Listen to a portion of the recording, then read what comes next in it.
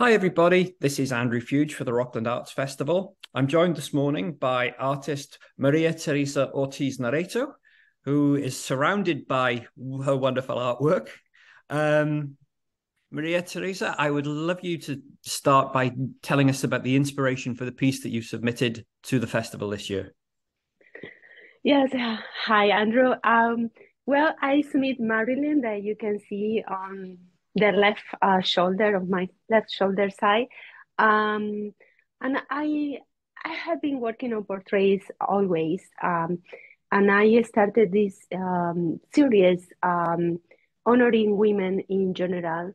And I choose Marilyn because Marilyn was an iconic character that was part of my childhood. And I remember her walking with the dress flowing all around.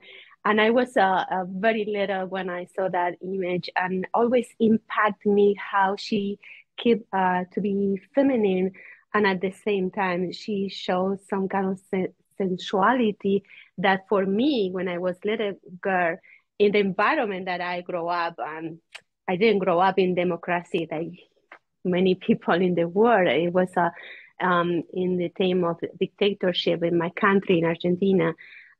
So that was so extreme to me. So it was so fascinating to see a woman showing her legs in Mhm. the way that she did, and she kept her beauty.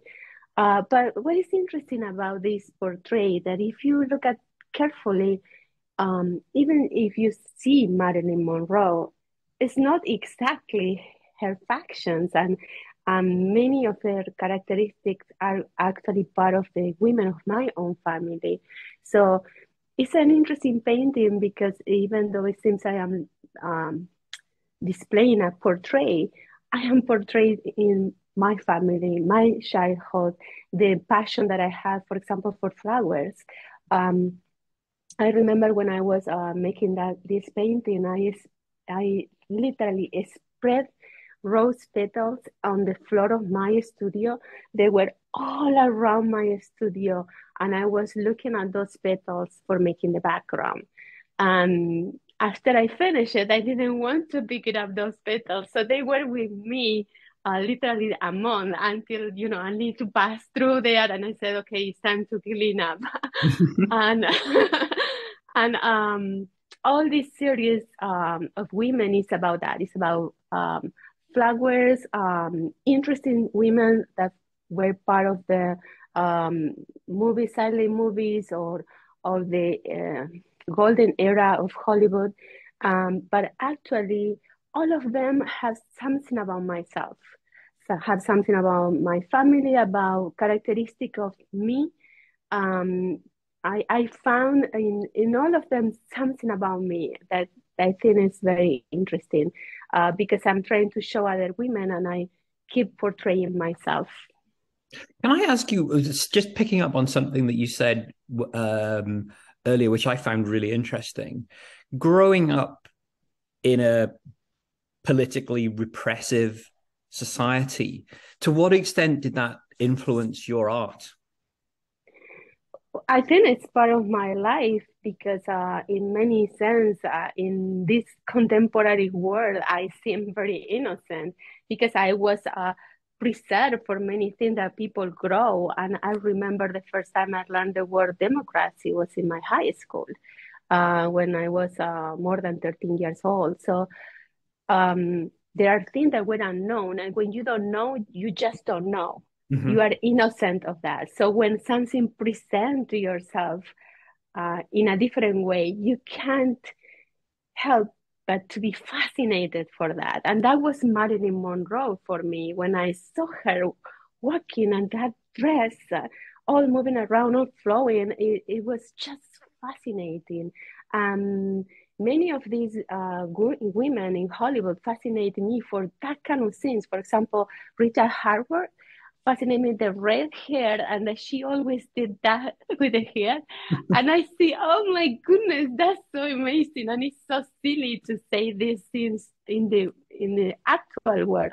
But for someone who was preserved for many things because we were repressive, and you don't know that you are repressive until you Yeah. learn later on.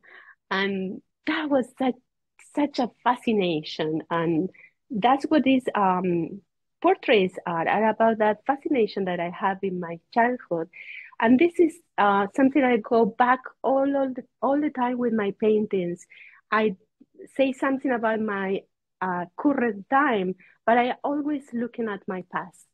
Um, I always try to bring my past back, because this is what actually what is defining me today. There are things um, that you can't get rid of completely. They will be with you always, and I love that too. And I love that even this I start to rediscover the world since my teenage time. I keep doing that, but I preserve things from my childhood. And Mhm. this is something that fascinated to me. And I always try to bring that in my paintings. I'm going to ask you just one last question, just continuing this theme because it's really interesting to me. When the dictatorship ended in Argentina in the early 80s, was there an explosion of artistic creativity with people feeling the same way that you did, getting exposed to the not the outside world, but a much wider variety of influences than they had previously been exposed to? I do agree, it was. And when you are living this kind of process and you didn't know what happened before, and you start to know, it's just a surprise after surprise. And I um, I remember that I wanted to start art at that time, and it was uh,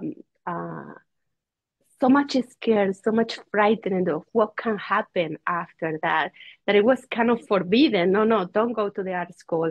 Keep doing this. Maybe it's better to be an accounting, no artist, because we don't know what is going to happen. And it was a lot of um, discovering and fears as well, because the oppression was an oppression that take away many life. And so, of course, my parents were scared that I will become one of them if something changed. Mhm. So there is a mixture of things and confusion, but at the same time, in that confusion, you start to rediscover the world. And I remember that I started to learn more about art and more about artists, more about movies, more about what's happening around me and around the world. And it was a time where I didn't have internet yet. The internet came a little bit later, and